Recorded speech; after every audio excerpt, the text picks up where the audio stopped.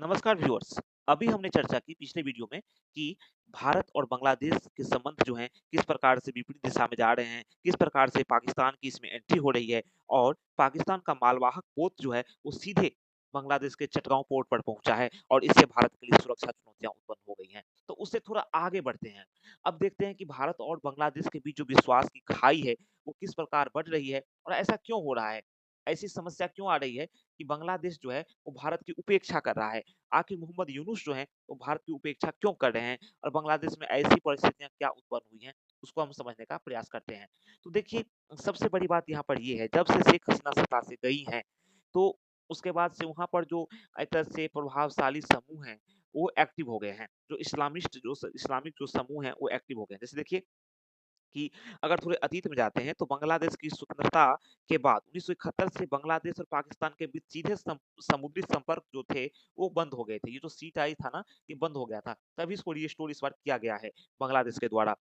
तो बंद हो गए थे। अब मुक्ति संग्राम के दौरान पता है कि आप लोगों को कि पाकिस्तानियों ने कितने अत्याचार किए थे बांग्लादेशियों के विरुद्ध। तो वो स्मृति में है। वो सभी जानते हैं कि पाकिस्तान ने किस प्रकार अत्याचार किया, भारत ने हमारी किस प्रकार सहायता की, बांग्लादेशियों को ये बात पता है। लेकिन फिर भी कुछ ऐसे समूह हैं जो भारत को वहाँ देखना नहीं चाहते। यहाँ तक कि बांग्लादेश के जो आर्म्ड फोर्सेज हैं और नौकरशाही के भीतर भी जो कुछ इस्लामवादी हैं और प्रभावशाली समूह, वो भी चाहते हैं कि पाकिस्तान के साथ मजबूत संबंध बने, भारत को हम दरकिनार करें।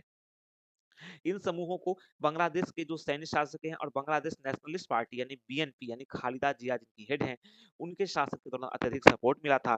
और शेख हसीना की बात करें, जो फिलहाल सत्ता में नहीं है, भारत में निर्वासित जीवन जी रही हैं, तो उनके समय इन अलगाववादियों पर अंकुश लगाया गया था। इन पर एक तरह से कंट्रोल किया गया था। इन पर एक तरह से कंट्रोल किया गया था। ये कंट्रोल में थे, बिल्कुल सीमा में थे। लेकिन अभी आप सभी जानते हैं कि बांग्लादेश और दूसरी बात ये भी है कि शेख हसीना ने यहाँ तक भारत की सहायता की कि बांग्लादेश में शरण लिए हुए पूर्वोत्तर भारतीय उपद्रवियों जो हैं, उग्रवादियों हैं, उन पर नकेल कसा और कुछ को भारत को सौंप भी दिया।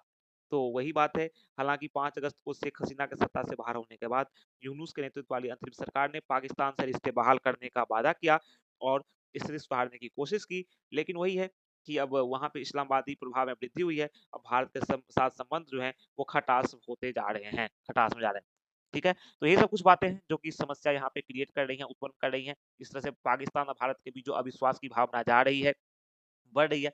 हालाँकि देखने वाली बात होगी कि आने वाले समय में स्थिति किस प्रकार होगी, संबंध किस प्रकार सुधरेंगे कि नहीं सुधरेंगे, आने वाला समय बताएगा।